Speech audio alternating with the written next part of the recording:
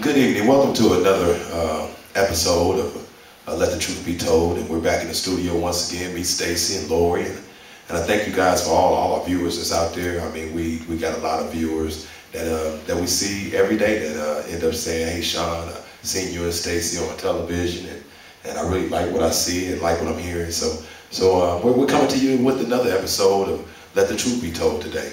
Yeah, in this episode, upon much discussion, we've had a real busy week in both insurance and the funeral home and arranging funeral services. And based upon what we saw this week, we decided to go with the topic of standing on the word. Although we're not, church guys, we are, we revere the Lord, but we're not church guys, ministers, as an example. We had Pastor Michael Givney really open our eyes this week, so we thought to give credit to him on our topic, standing on the word. Well, you know one thing, we are, when he said we are church guys, we go to separate churches. I think he goes to Stone Creek. I went to Love Corner. I go to Jericho. Right. And so we are really spiritually connected. But like you said, Pastor Gibney, with standing on the word, and really standing on the word was standing on the truth, standing on principles, values, morals. And I think that's where Pastor Gibney was more directing his sermon toward. Yeah. And with that being said, of course, we know that feedback is very critical in everything you do, and seeking out that constructive criticism. When we say standing on the word, Pastor Gibney literally stood on the word and more than 2 scores of living, and the same for Sean, not Lori. But as far as standing on the word goes, that is really the first time that I've ever seen a pastor or a person of the clergy actually stand on the Bible. And so that really stirred us this week, and we're still stirred up. And I really brought this topic to Sean. We had anticipated going over another topic, but we just couldn't let this one go. And so let's get into it. I think his seriousness about ministry and his seriousness about character and principles and the things that he stands for brought him to that sermon, to come with that sermon of standing on the word, and older people would would say some things like if you don't stand for something, you fall for anything. Right. Things of those nature. So I think that's what he was directed into, standing on the word. He's going to live and die by what the word says. And then one thing about it, I mean, we say we're not ministers, things of that nature, over at the funeral home, and we even want to perpetrate a fraud even in the funeral home business. Wow. So we got ministers that's attached to the funeral home. We love our families, and we never saw ourselves at this point in life, but having to work so closely with the clergy, for Pastor Givney to actually take that next step, it to me was just very powerful and impactful as far as an illustration. Well, Stace, one of the things I'm saying is that, we got ministers that represent for us. So we don't have to go in and we don't have to front like we're ministers. We got, Mother Hattie, and we got Pastor Vince, Pastor Gibney, and other pastors that Bishop work with us, Pastor Johnson, that work with us to work with families. So and that helps assist families in the healing process and things of that nature. But when we're saying standing on the word, we all damaged goods. We all have our hurts, habits, and hang-ups, and we all have some type of I guess Pastor Johnson said that want this, whatever that this is, that or this, this or that, that's something that you're dealing with on an everyday basis, and I was telling Stacey a little bit earlier, it used to be an old song that we used to sing at AOH, and it said that problem that I have that I just couldn't seem to solve. I prayed and and kept it at deep resolve, and then I turned it over to Jesus, and He worked it out. That was a powerful song when we was in the choir, and we all got that problem that we might have, that we just got to let it go. Pray on it, and pray on it and turn it over to God, and then walk away from it, and then put some positive steps toward and making that problem into now a testimony. Yeah, and Brother Williams, to kind of dovetail off on that, you know, that the old spiritual hymn and such. It kind of brings me back a little bit to childhood, and that nursery rhyme, sticks and stones may break my bones, but words will never hurt me. And it kind of, you know, having come this far in life, thank the Lord, a lot of near misses and such,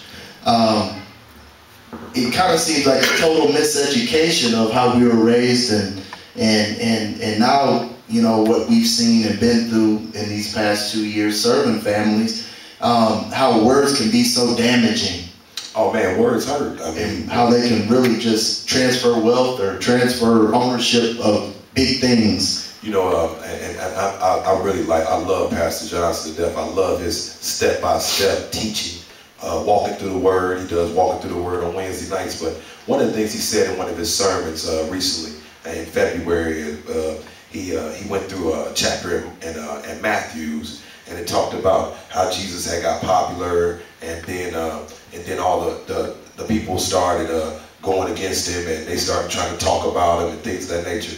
And then he came back with, "O ye generation of vipers," you know, because their words were so damaging, they are vicious, you know, because sometimes we could say something about people. You know, T.D. Jakes said that you could say things about people, you know, and then have people explain it to people that you really shouldn't even have to explain things to, you know. But a lot of times people will say things about you, they don't even know who you are, you know. They have not even got a chance to even introduce themselves, to make your acquaintance. Yeah, and don't even know you, but will say outlandish things about you, or damaging things about you, you know, damaging your character, you know, your credibility, you know, your legacy.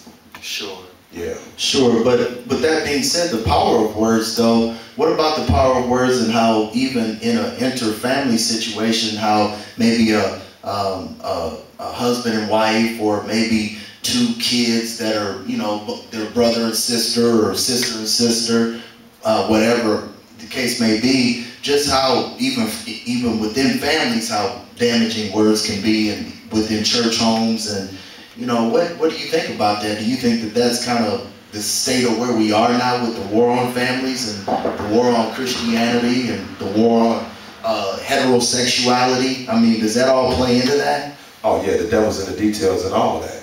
The devil's in reality TV. Oh, the devil's in the detail of all of that, and it's all to be a distraction. It's all to keep you from standing on the Word, from believing in the Word. Right. You know, and the Word, and if you look into the Word and you listen to the Word, you know, you'll hear that. You know, one of the other things, you know, that Pastor Johnson always says, you know, if you stop talking so much and you listen, you'll hear the feedback. You'll hear if people like you or not, because they'll say it. They'll tell you they don't like you. So, you know, so when we open up our ears and we kind of listen and do a visual, and you'll see what's out there that it's meaning you no good. You know, we talked about reality TV. We talked about $1 million real estate. Yeah, and those young guys, skinny jeans. We won't selling those $2 million houses. They sell a lot of houses, making a lot of money, but you know, all money ain't good money. Hey, reminds me of that episode, "All That Glitters Is Not Gold." Yeah, you know, but you know, I mean, and to each his own, you know, and to each his own, and so we all come short, you know, of the glory of God, and we all are damaged products, and we all are work in progress. So one of the things about it, you know, but we're trying to get to that mark. And when I talked about what Paul and how Paul said he hasn't made it there yet, and if you run across somebody that say they're saved, they're filled, they're sanctified, they're this, they're that, and like they made it there yet, no, we all are reaching for that mark. We're all. What did he say? They're lying. Yeah, T.D. Jakes said they're lying. Because we're all trying to get to that mark. We're all trying to get to that place that we need to be, you know, and whether you're 50 feet from the shore or you're 500 feet from the shore, we all need that same grace to get to the shore.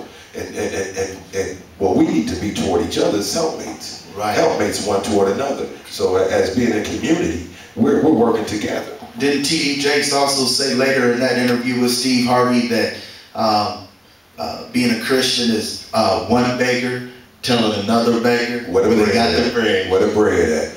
I love that one. Yeah, and that was a powerful word. Where'd you get your bread? Yeah. Man, Oh boys today, huh?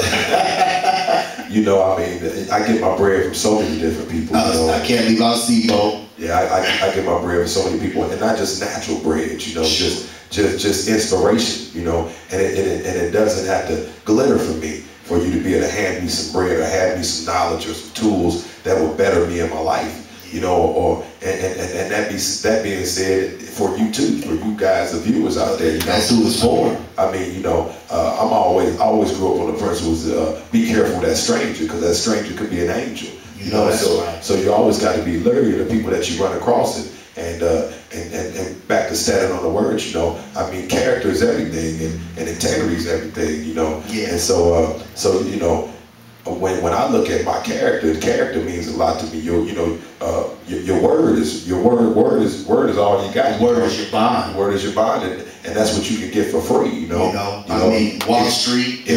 If you can't do it, say you can't do it. You know? Don't lie to somebody. You know what I'm saying? And I think well, my daughter had told me that one time. We went through an illustration, and she said, Dad, I remember one. Yeah, she went through a powerful one with me, and I keep it real with you. She said, Dad, I remember one time that you was telling Chris that my son, that you was going to send something you never did, and that moved me so much that I use that as a testimony now to tell other young folks how it made Chris feel though. It made him feel terrible because I told my son that I was going to do something for him, and I didn't come through. Those words. So he depended on those words. He depended on them, and so now if I can't do something, then I'll say I can't do it, and I use that testimony for other young men to be able to raise their kids off of that downfall for me. I don't look at it as a negative or anything like that. I look at it as a pick 'em up now, because of the fact that now I know Chris is real tight. I know better, and I know, because a lot of us, we don't, it's no blueprint in raising these kids out here, man. I mean, some of us have never been raised right in some certain situations ourselves, right? And that's why sometimes when we had those big families back in the day, the older kids might have went through something and a struggle that the younger kids didn't have to go through, because by the time mom and dad got to the younger kids, they were able to get it right. And so somebody had to be the fall guy, huh? Somebody had to be the test dummy. I guess that's what we would say. Somebody had to be that person, that had to go through and everybody kind of grew off of that. So, so I thank the Lord for just life challenges, because that's where you grow. You go through your challenges, through your David type walks, and when you're going through by yourself, and things don't seem like it's going that well, then you kind of can learn from that bad experience, and then that become a powerful testimony down the road. Sure. And doing a little bit more information about the derivation of word. One definition that really struck out to me was a short talk or conversation. And you being the proprietor also not only of the funeral home, but also of the whip hair design and also in insurance, the power of a short talk or conversation and an intimate chat. We do that every day. What's been your feedback as far as just going door to door and actually having a spoken word with people, and how would you, what's your thoughts on that? Knowledge is power.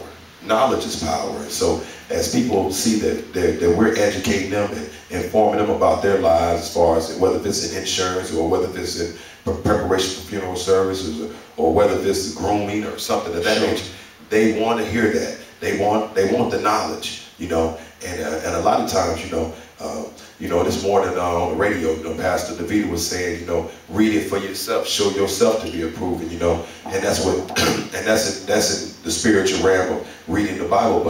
But a lot of times we rely on people to give us proper information. Well, like you said last week over at the shop, who's really reading these days? I mean, YouTube stats are through the roof.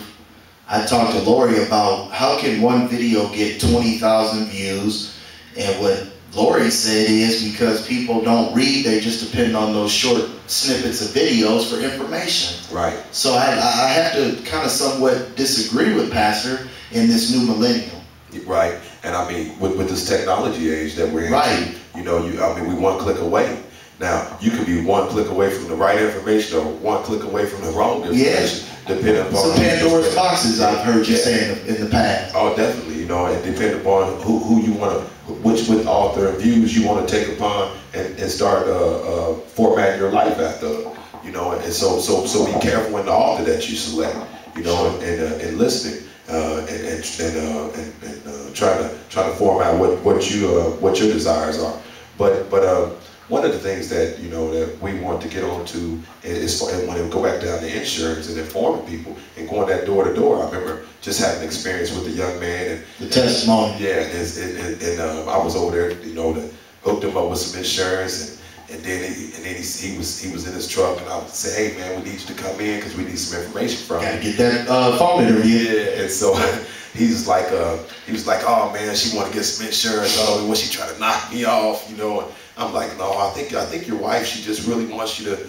be insured, and she wants that security. Yeah, she wants to be responsible. He's like, well, my mom has insurance on me, but you know, this your wife, and she wants to be responsible. Keep her home, pay for her kids. But well, she wants to be responsible for her own husband. Sure. And so I went into a scenario with him. I said, man, I really think she loves you, and she just wants that protection and that security to know that you're taken care of if something happens, and that's just a responsible thing as a family to do. You know, and so many times we shuck our moral responsibility, you know, off on, because we run into a lot of guys that say beat down, that you know, just been beat down in life, and they think that, you know, that something happened that they feel as though they're not worthy of a decent funeral service or something. So throw me in the lake, put me in a bag and throw me in the lake, or in a garbage can. But you know, thank God for having good, powerful, and strong women that are participants in their lives that will not let that happen. Will try to step out on faith and make the responsible things happen to make sure that they're insured, so that if something keep that legacy and that respect, that honor. Exactly. And so I commend the people that tip their hat to the people that go out and step out on the limb and spend that $14 a month or that $20 a month. What I tell people further, Brother Williams, is that always remember that the premium payment is less than the problem that represents why you're paying that premium. Okay, we don't make a bill for you. What we've got is an asset. We're in the asset column, not the liability column. So I was thinking about maybe next year for Valentine's Day, giving your loved one the gift of insurance.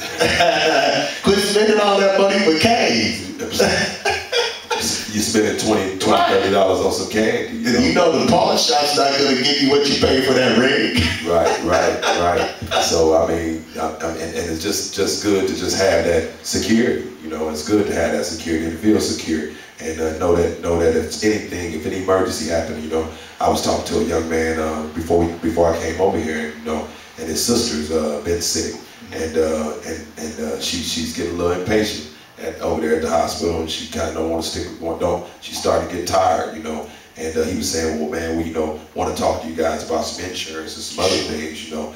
And you know, and there's a lot of people going through out here, man. I mean, life is real serious, and I know a lot of times, you know, we get distracted, and we're kind of joking through life. Sure. But there's people out here with serious issues going on, and unhealed issues and unaddressed issues, you know, because a lot of times we like to talk about you know, prosperity and everybody having this nice this and that. Pay your tithes and that'll come back to you 100-fold. Pressed down, shaking together, you know, and but what's the middle though? What happens in the middle? You just put your money out there and it mystically comes back. What's in the middle? The word is in the middle, isn't it? Well, what I would say would be what's in the middle. You know, we're coming into a day and age where it ain't a middle class. It's the haves and the have-nots. Either you got it or you don't. You know, so that's why when I say life is getting real serious, and we got to start treating it more serious, because a lot of times we smoking and joking. You know, and it brings me back to last night, you know, about 2 o'clock in the morning. Well, actually this morning, about 2 o'clock in the morning, a young man called me and said, hey, Sean, what time is that church service tomorrow? You know, and I told him, hey, man, Jericho at 11 o'clock, man, powerful service. You know, because he always hear me talking about it at the barbershop. But he probably had a moment where he went to the club last night. The club ain't giving what he wanted. Right. You know, he's out there seeking something. You know, and a lot of times, you know, and I went through it and I was talking about it this morning on the radio. I remember a young man named 6 Trey, 6th grade, he's in the penitentiary now, got a lot of time on his hands. And he was a frustrated guy, you know. He's had a lot of hurts, habits, and things of his nature that were unhealed, unsolved. And I remember a couple of deacons were down at my barbershop, and they were talking about the services that they provide and things of that nature through the church service at the church that they attend. And 6th grade said, man, he said, Deacon, I don't want to hear that. He said, I stand in front of your church quite often, and I stand out there on purpose because he said, you guys never tell me that God loves me. Right. You know, those words. People, a lot of times we don't even go out and we don't share the word. We don't spread the word. We don't tell loving things to people. We quit to talk about people. Right. We quit to say something negative about people or spread some gossip. But how many times do we bring somebody in and say something positive and uplifting to them? That can help them. That can help them. Each one teach one. Yeah. You know, it kind of brings somebody up, you know, and by him making it now to the penitentiary for all the years, you know, that problem is a community problem. Right. So if we seem to, all we can do is produce brothers that keep going back and forth to the joint, that's not just their problem, that's the community's problem. Right. That means there's something we're doing wrong here in Champaign. If we can't get brothers jobs and sisters jobs, we keep on holding a felony over somebody's head for 7, 10, 15 years after they created a mistake. Right, and I think after 7, 10, or 15 years, it's called rehabilitation as a very strong rule and word, as opposed to recidivism. Right. You know, 2 hard words. Right. And you know, and it's hard. The N-word, but you know the M-word, but you know the what? J-word. But it's hard. It's hard to stand on the word, stand on God's principle. When you got such a cloud. Every time you go to do something, it's a letdown.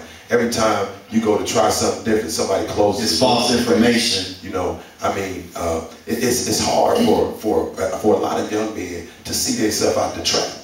You know, I mean, a lot of times we like telling a person that you're in the trap, but a lot of guys already know they're in the trap.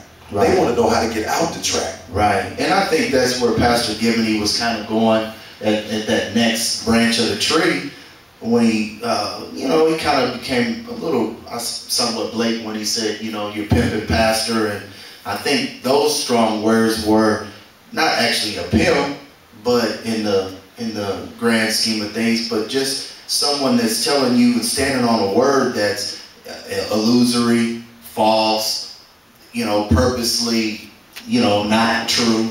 You know, what's your thoughts on that? I mean, I'm not saying that because I don't hold those same opinions or views, but being a student of the law, you know, words mean something, and every one of those words to me meant something. And they meant something to me too, Stacey. And one of the things that I got out of that, and one thing that we from the, you know, I'm raised up in the hood. Sure. You know, raised up in the hood. I didn't attend Harvard, the University of Illinois, none of that type of stuff. I went to the military and life's challenges, you know, growing up in the hood. And one of the things that the guys in the hood say, game recognize game. You know, and if you pulling my leg, I can kind of tell you pulling my leg because I done ran across gamers all my life. You know, that's what I grew up around, was people, you know, running game on you. You know, and a lot of times, sometimes these guys, it's starting to be the same repetitious game. You know, it's like it's one of the things that Pastor Johnson say. You know, are we going to church for ritual, or are we going to church for change? Yeah. You know, I mean, are we trying to really change every day trying to make a difference in our lives and other people's lives, or are we running a game on people? You know, and I think that's where he was going in that direction of it, you know, because he understands that life is serious and we go through some serious issues, right, especially in the funeral home business where we're seeing families hurt. Yeah, we actually seeing it. Rubber meeting the road over here, you know, and so we're dealing with families, you know. One of the things that I was telling you a little bit earlier is that, you know, sometimes in life we don't know why we're in certain situations. Sure. And I remember about 5 or 10 years ago, a young man hanging out in front of our shop. And I remember people saying, I don't know why you got them young people hanging out in front of your shop, this, that, and other. Well, you know, sometimes I didn't know why. Sometimes I would run some of the guys off, you know, from standing out front or bring them on the inside. But one of the, I see now 10 years back later, come back around, why this young man hang around my shop? Because the Lord knew that his mom was going to leave him. Right. And that he was going to be incarcerated. and he was going to end up coming back from the penitentiary, and nobody could be in that facility with them but the funeral director. And that happened at Williams Memorial. That happened at Williams Not Memorial. the well, where he was on the sidewalk, but it happened at the funeral home. It happened at the funeral home where me and Miss Yvonne had to sit in here and be surrogate parents to this young man, Mr. Henderson. All the folks. And so we had to sit in here and had to be surrogate And parents. the sheriffs. Yeah, and well, the correction officers, yeah, which were some great guys, and they gave him, extra 15 minutes, to spend with mom, and it takes some things like that. It takes some tragic and some heartfelt moments like that to change your life. That's how you change. Sometimes it had to go through tragedy. Sometimes we change by disaster. Yeah. Sometimes it's not going to be, happy-go-lucky. Disaster, to break that down a little further, nature. A hurricane, a tornado. A hurricane in your life, a tornado, a storm. And we've seen that happen a lot too, where somebody had to die tragically, for somebody to change. Somebody had to die violently, for a young man to say in one of the funeral services, I'm now going to do what mom wanted me to do. But one of your pet peeves, and I'll go ahead and say this, is that why not bring mom her roses while she's living? And I think insurance kind of helps us to get out there and build those relationships in the community, and so people don't look at you or myself or anybody related with our organization that we're just here for personal gain and benefit. We're here to actually serve. Stacey, one of the things I said on the radio this morning is that no matter, we were going over these church programs that we all normally do for church service, and I was going over how beautiful they were. Yeah. Angie Coins, big shouts out to Angie. She does all our church programs just for the occasion. She does a beautiful job on them, and she's just started doing it as a hobby. We also tackle it in so many different areas, and just being able to, just being able to take that talent and use that talent. A bus driver who also does church programs for the church and funerals, right? and turn it into a business. And I thank the God for being able to give her an opportunity to now create her a business in that. But we were going over the church programs, and so many times that a lot of funeral homes, depending on how much money you got, depending on how your church program go look. But we got a certain standard over here. We got a certain standard of paper that we want. We only do color and heavy stock. We only do color and we only do heavy stock. Yeah, that's all we do. You're not finna give me a bag 50 pictures and then they're gonna be black and white and I can't even see what the pictures look like. The people we serve, that was too good. I want to see what your baby pictures look like too. Oh, they're beautiful. So we looked at a lot of baby pictures this past week. Like and last pictures. Week. Yeah. Junior football pictures, and to be able to tell that story, to be able to go and tell that story, create that story, create that memory, bring back that memory to family and friends and loved ones that remember that era, that life. Yeah, but speaking of the words too, not only in addition to the visual picture of a word, but also the written representation, which is one or more words, and as we know, we write life remembrances and compose a person's life story. The visual coupled with those words are really huge, and really kind of standing on your word and what you stood for as a person. And despite all the rumors and despite the family friction, I really feel that I can speak on behalf of you as being the proprietor of the funeral home, that's standing on your word. And I think we're able to help families bring closure by bringing those two components together. Oh yeah, we sit with families all the time, and they talk about, you ask them, you say, kind of sum it up in a few words, about your loved one. What did you think about your loved one? And people they come up with a few hot words to describe their loved one, and that adds closure. 3 or 4 words. And we always sit down and we're laughing with families, and it's those fun moments they're able to remember. And even though that's sad occasion, it's still a lot of fun moments, And so that's standing on the word. That's standing on what your legacy was about, And we're constantly, every day, creating legacy. Sure. We're always creating legacy and character, integrity, and things of that nature, And so standing on that thing every day. This is what I represent. This is what I stand on. This is what I stand for. And then when somebody come up against you, to say, to conflict what you're knock saying. You off your post. Oh yeah, and that always comes. You know, you always got negative people that always come with different certain things to say. You know, I gave an experience, a kind of a reflection back this morning on when I went over to one of my buddies' houses, and then his sister said, you know, Sean, what kind of community work are you doing? I haven't seen anything that you do and that you're doing. I told her, I said, sis, I said, you know, because once somebody snap on you, the most of the time, the opportune thing to do is snap back on them. Right. But what I did is I kind of caught myself and I said, you know, sis, it ain't really about what I do. It's really about what you do. It's what are you doing in the community to make a difference, you know? Because it's not just on me. You know, I mean, my kids grown. I don't got kids in uniform, you know, District 116, none of these, you know, so it's really not, I'm not at school for my kids. I'm at school to help somebody else's kids, you know, and to help her kids, you know. And a lot of times, you know, these ladies, you know, they've been so frustrated, been so hurt through different relationships and, you know, creating some of these kids that they get tired and they'll let them go to the streets. And so, and them going to the streets, now then we have to come in as mentors, you know, surrogate parents or big brothers or whatever it is, police officers, whatever it is, to come in and do that intervention and pick up where you left off at, or you got too upset, too hurt to finish a job undone.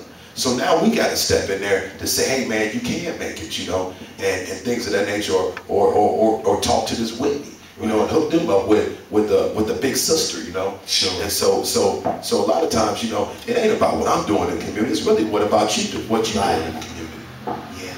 Well, you know, and you've come across that quite a bit, and there again, like you said, in rebuttal, not beating you up, when the young lady mentioned that, you were quick to kind of sit back, reflect before you retorted on her animosity with negative words. Okay? By going, I feel like you won the battle.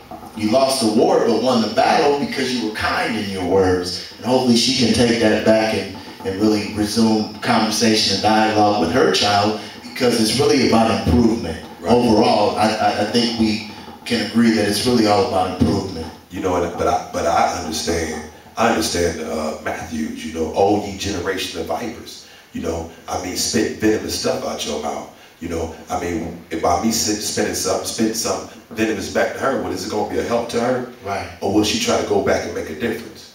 You know, and I think she'll go back and try to make a difference. And that's really my hope. And that's where community grows at. You know, by us saying some helpmates one toward another to come back and make a difference. Yeah. So now you can go back. If you didn't do good by your kids, now you maybe can step in and intervene with your grandkids. Right. You know, and make a difference in their lives. So, you know, so I thank the Lord for the topic and thank the Lord for standing on your word. And sure. Because if you're not going to stand on your word, you're going to be in a penal system. I mean, that's the fastest growing private industry in the world right now. It's called PCC, Prisoners Corporation of America. You know, if you're not going to stand on your words, you're going to be in a box. I mean, you know, for lack of a better term. You know, one of the things we discussed again this morning was, man, we just really had a great show this morning on the radio, and we talked about how we just didn't happen to get in the funeral home business. No. We just didn't fall into it, you know, and it just dropped in our lap. You know, we ended up doing some research, you know, through Mr. Hamilton graciously offering the business to us, but we did research, and the research said is that things gonna get a whole lot worse before they get a whole lot better. And so what I would recommend is, you know, is that you know, you don't want to fall for the traps out here. It's a lot of distractions, a lot of things that's out there, you know, and during our research, you know, I mean, that what we found out that it's going to be more of the supplies. It's going to outstrip the demand. Outstrip the demands, and they'll become years into this business, you know. So that's what kind of allowed us to get into the business. Right. You know, is because that it's going to be a need out there. We saw that opportunity not only from a business model, but also a civic model, because there is a big demand as far as for what we have to do. It's after the funeral, before the funeral. And ongoing. And it's about what Mr. Henderson always talking about, service. Yeah, it's about UPTV and the opportunity here. Yeah, I mean, as well. And it just allows us to spin off on a bunch of different avenues. And sure. To be able to serve community and, in various different aspects. Sure. And so, I thank the Lord for every opportunity we have to serve families, or we have the chance to get in front of the television set. Yeah, meet you guys at home and kind of talk about different certain website articles we've got. Yeah, so every opportunity is a great opportunity to me to be able to help somebody, to change somebody's life, life-changing moments, It's like a lady from the NAACP said, be a game changer. Right.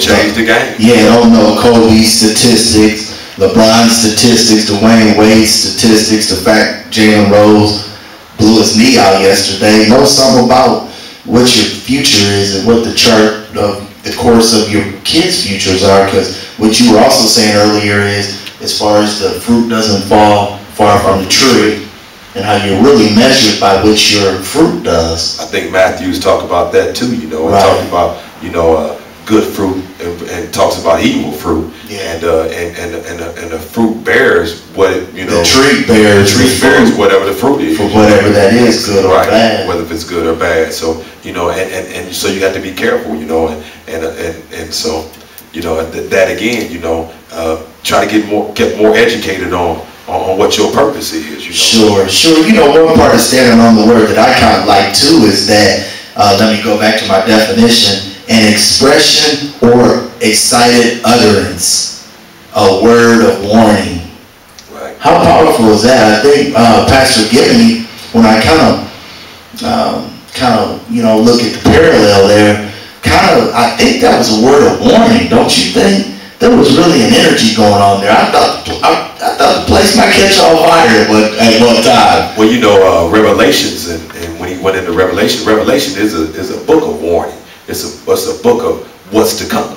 And a lot of times you don't hear a lot of preachers preach on that. Yeah, didn't we get some negative feedback from some preachers that said, we beckon you to come to a alliance meeting to be reprimanded? Isn't that something? Well, I thought it was 1203 North Market Street. Well, he can, over here, he can say what he want to say and minister the way, thank God for ownership. And the family loved it. And, I think he kept it real, and I think he told the truth, and said some good things, some good powerful things, A lot of times we don't want to hear the truth nowadays. A lot of times we want to hear somebody sugarcoat something or paint it up a different way, but I thank the Lord for the young man that's out here preaching and standing strong on his word.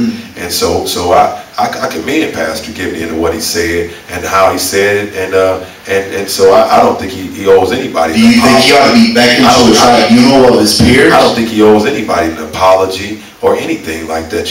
We all, men, we all put our pants on the same way, one leg at a time. So I don't think he owes anybody any explanation for what he said inside a pulpit to help heal a family.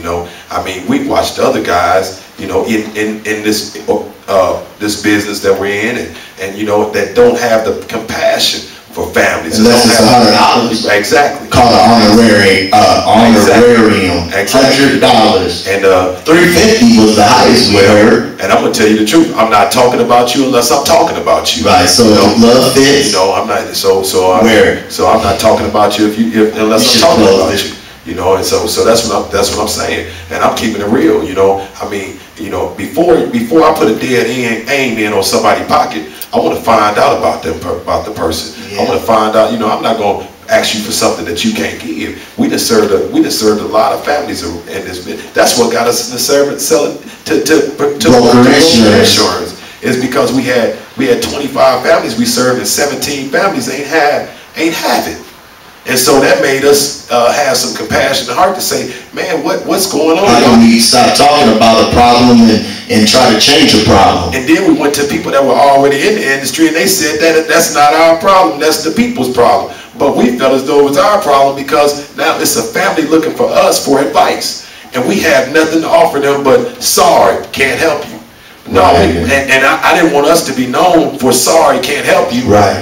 Hold on, let us research out, get back with you. Change is coming. And a change is coming. And we serving families. And and meet families where they're at. You know, not leaving nobody behind. You know, giving you black and white programs when you bring 50 colored pictures to the funeral home. Ain't that something? Ain't that something? And I think everybody deserves better than that. You know, I mean, we all different. You know, we're all different, and all our families that come through here are different. You know, but we love every family that come through here. You know, whether if you got insurance policies that's big or you come with no insurance policy. You know, we just serve families. We serve families that couldn't provide a service at all, didn't have money at all, but we wanted to talk to mother about her sister because of the fact that she cared about her sister. And just because she didn't have no money didn't mean that she was less of a person. Right. Everybody counts. Everybody's important. You know, and so we were able to talk her through a process or a different process in case you don't have insurance, and we let her know how that was going to go step by step by step, and let her all the way free of charge. You know, so I thank the Lord for him being allowed, because it's blessings in behind that too. Oh, yeah. And a lot of times we want to see the tangible face value blessing that's in front of us. Nah. We don't want the one that's down the road. You know, and it's you know, I remember one time, man, I was on the phone and I'm going through a thing with somebody on the phone, and I was in North Carolina as a young man, you know, just kind of out there, and I'm on the phone, and as I was on the phone, I ran straight through a red light on a busy street, and God bless that I didn't get hit. Wow. You know, I mean, but that was cashing in one of those blessings. That was, you know, you can't even put a price on that blessing. Exactly, you know. So a lot of times we're looking for monetary blessings, right. But the Lord blessing us every day to kind of make it through a situation like that. Or when I'm, you know, coming back from University of Iowa as a college student, and God places my car perfectly on the side of a ditch, I'm asleep, and he places my car perfectly on the side of a ditch, and I stay there for 2 hours before the police officer wakes me up. You know, what's that worth? You can't put a price on it. You can't put a price on what that's worth. I thank the Lord for having prayed up people around me. You know, that's praying for you while you going through your nonsense and your mess and you're caught all up in your habits and different other things, that life distractions. You know, so I mean, those people helped us out a lot too. You know, I mean, so I thank the Lord, because a lot of times we could have been dead and in our graves. We could have been already buried, already had a memorial service, you know. And so my heart and passion still goes out to a lot of families, you know, that we serve here, or just community families, you know, whether talking to people, you know, just on a day-to-day about their lives and things that can better them in their life, you know, or different life experiences, you know. Because if I went through something, you know, now I can pass it on as a testimonial to another young man so that he don't have to go through the same thing. Sure. But you got to be willing to learn. A lot of times, you know, our young people and some old people, you just can't tell them nothing because they're not willing to learn nothing. You know, they don't want to listen. Exactly. They'll say, "Hey, you can't tell me nothing," you know, and this, that, and other. And then you go out there and have to split your head to the pink part before you listen. Right. You know. Right. Well, you know, back to standing on the word. Pastor Gibney, he said further on along the service, and this was very provocative, I thought. 3 words. The first one started with an S, the second one started with a T, and the third one started with a D. Okay? The first one, word saved. Are you saved? You know, once you. And what does saved mean as a word? Saved is covered. Saved is covered. That's like life insurance coverage. Saved is covered. You're covered. You know, accepting God in your life, you know, repenting in your life, Mm-hmm. you know, saved is that, you know, okay. Repentance, acknowledging that God is who he is, and he's a superior being than you yourself. Mm-hmm. You know, a lot of times, you know, so you give up the power. You give up the power. You give the power. And you get the power and you put it in God's hands. Kind of like your problem, your blessing, your gifts, your tithing. Right. It's somebody greater than you. Yes, sir. You know, and deliverance is. How about now? Let's go to tried. Okay. Tried is kind of like you would say, steel sharpens steel, or to me, tried is like you go through something and you stand on it, and then you get over it, and then you're tried and true. Well, tried and true. That's going through to me. That's David. Yea, do I walk through the valley of the shadows of death, I fear no evil. So, you know, going through it sometimes by yourself. You know, and sometimes you gotta pray for yourself. You gotta encourage yourself going through. You know, not sometimes you don't have somebody to go through things with you. You know, and sometimes it's by yourself, but sometimes it's a group effort. It's a family effort. You know, a family could be going through by itself. You know, don't know where the next meal is going to come from. Don't know where the next shelter is going to come from. You know, I mean, you know, just have a abundance of things that challenges in life that they're facing. Yeah, and I'm going to get back to you on that, the food thing. But now let's go to D, and D is delivered. What does, as a word, a strong word, what does delivered or deliverance mean? Deliverance is being delivered from something. I mean, that's where the praise come in at. That's when you're able to shout. That's whenever you're able to see the end of the light at the end of the tunnel. You know, I mean, you didn't think you was gonna make it through, but you made it through. But I'm gonna tell you, I'm gonna go back to tribe. T. I'm gonna go back to T. You know, and what Pastor Johnson always say, you know, you'll be amazed that if you start praying and start praising while you're going through, how you gonna be able to see that light at the end of the tunnel for the deliverance. And then that's gonna help you get to deliverance. And then once you get delivered, that's called testimony. Yes, sir. You're able to share that with somebody else and let them know, encourage them that you can make it because I made it. The bend to the mountaintop. Huh? Yeah, I made it. You can make it. So, you know, and that's where we as a community should be at. You know, encouraging each other, deliverance. You know, trying to get delivered because we all been hurt. You know, Brother Williams is, you know, in that tried and that deliverance, you really kind of helped me out because now it's kind of helping me to see where Pastor Gibney was going with that because he kind of wove that around either whether it be Wilma Jean Hugger's life or Mr. George Hunt III's life. He kind of wove that around their lives as far as they're delivered now. Right. You know, they've been through things, they've been through the storms, but they're delivered now. Right. And the richness of the outpouring of the closeness and the beautiful remarks of the families and the friends and the attendees, it really showed me that through the deliverance, what these people have been through, whether it be amputee or heart attack, stroke, disease, whatever the case may be, they're delivered, and the people came out for them like that. Oh, they had tremendous support. I mean, tremendous support for just awesome. For both of those people. That we had great, beautiful services. I mean, I look at George's sisters. I mean, just powerful women. You know, standing in this corner, would not bag down. They stood on the word that their brother deserved that. That's right. And so did the daughter of the other beautiful lady, Mr. Nitra.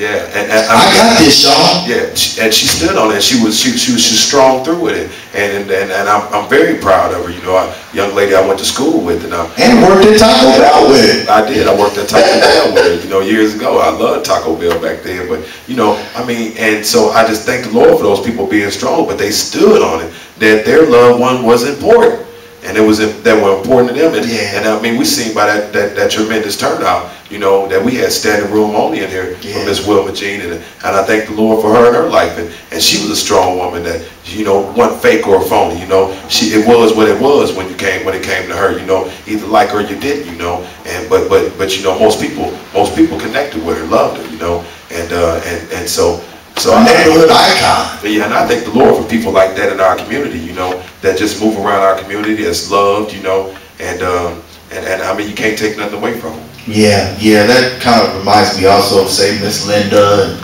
you know, she's talked a lot about some things. One of the words that she's had lately is kind of like about the drone issue and subject with legislation changing, federal legislation regarding surveillance, GPS devices, etc.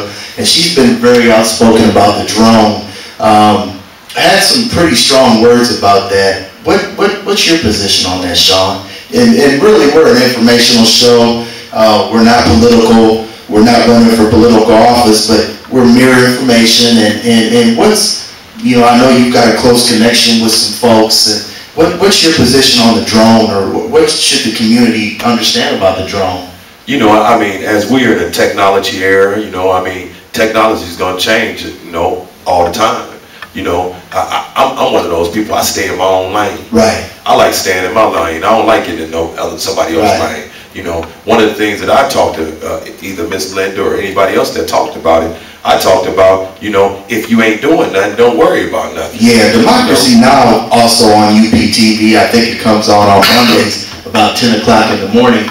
Democracy Now! Really had a real good, informative episode about the drone technology. And so, while I don't think she's very far off on that, if at all, like you said, stay in your lane. Yeah, I mean, I figure stay, because sometimes, and my brother Joe taught me this, don't put a dog in every fight.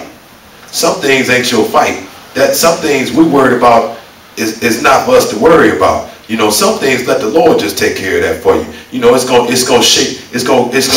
come out in the wash. Right. You know, if it doesn't come out in the rinse, it comes out in the wash. It come out in the wash. So, you know, let that thing take care of itself. You know, I mean, because some of this technology, some of it can be used for good, some of it can be used for bad. You know, it's all in the motives.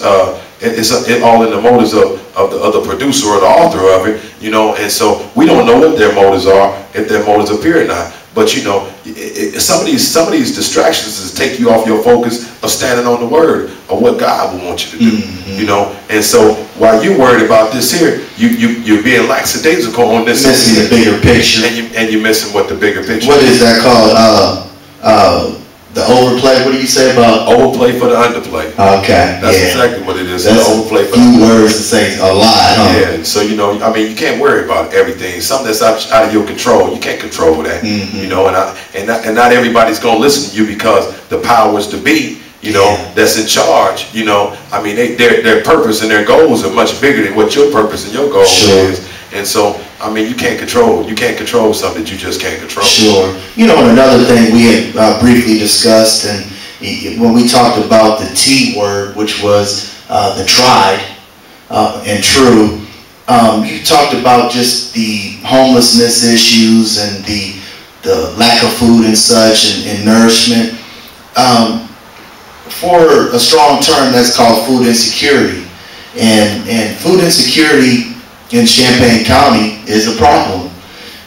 Probably about 30,000 people really don't know where their next food's coming from or their meal. And with that being said, when you do get a meal, you load up on a lot of sugar and starches and say a lasagna, whereas you know you forego the fruits and vegetables. Let's talk about some of the food banks and say the empty tombs and the different entities out here that's helping to feed the people, and how some of the churches may want to maybe be a little bit more aggressive about filling in that void. Well, you know, I always say partner. I mean, there's so many people that do so many different things, but we're all on an island by ourselves.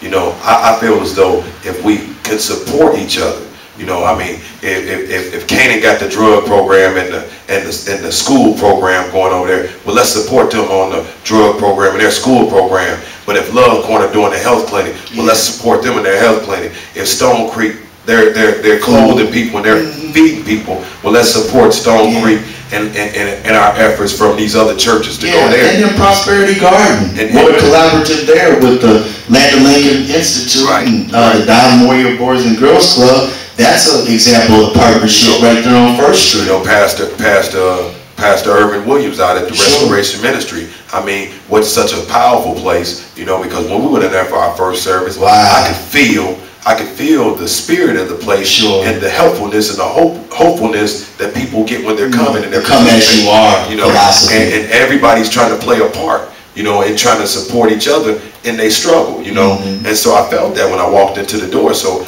I encouraged them to, you know, keep up the good work, you know, and I'm really encouraged about our city, man. I mean, within the last couple of years, you know, we got a new mayor, you know, we got a new police chief. The boneyard, you know, got that going. You know, I mean, just the figureheads that we've got.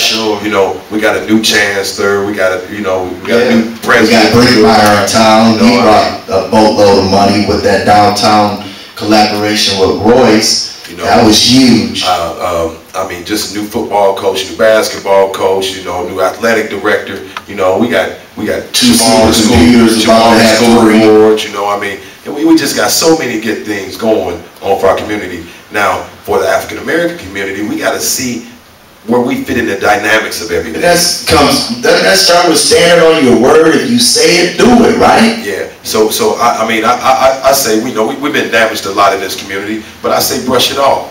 Shake it off. Shake it off. I got somebody that tell me that all the time. Shake it off, Sean. Shake it off. And so I say shake it off. Because it's going to take you to make you better. I don't care what new buildings we get, what new administrators we get, but if you don't feel as though your reality fits into the situation that we got going on in this community, you're going to be falling and you can't get up. So I encourage you to get on up, shake it off. Start going right back to that place where you fell off at. You might need to, we talked about it the other day, you might need to go back and get that education. But you said go back to that basketball coach that cut you in the 8th grade and said, Coach, what do I need to do to get better? And you might be go right back to that PE coach. You might be 30, 40 years old. Go right back where talk to your teacher. And say, hey, look, where can I go back to get back on the track? Can I get my gym uniform? I knew I didn't like to dress when I was in school. I'm ready for gym, coach. Right, and just kind of go right back there, get back started, go back to the library, get online. I went over to a house with a young lady, and she was getting her criminal justice degree online. Her and her cousin, and they're partnering, they're teaming up, and they're educating themselves together. One of their other cousins, she got a bachelor's degree and a master's degree. So it was really encouraging, and they're the first ones in their family to be successful and go to school and get degrees. So it's so much out there for you. You don't have to just sit on the computer and do Facebook. You can sit on the computer or Twitter and get your degree. Right. And further your education and better yourself. Sure. It's so many different things. There's so many different aspects of things that we can do out there to make our lives better. Sure. But because I was overseas and I know how things are way worse overseas than it is over here in the United States. Goodness. So we're in the land of the free, the home of the brave. And it's every opportunity out here for you. The streets lined with gold. But if you get on Facebook or YouTube, check us out. Williams Memorial Services YouTube channel. You got 4,000 friends on Facebook, Sean. So check him out there. We got email addresses that'll scroll on the show. SnotRocketScience.com for website development.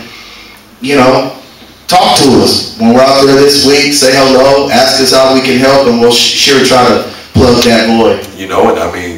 Keep coming out with good creative content for you. Oh yeah, and if you got any questions on anything, feel free to hit us. You see us in traffic, throw the thumbs up, throw the peace sign. We're gonna speak. We're gonna wave, and I thank the Lord for your time. Thank the Lord for allowing us to come inside your homes to be able to be informative to you. Hopefully, we said something that'll encourage you just to keep your head up and keep it moving. Yes, sir. Stand on the word. Thank you. Appreciate it.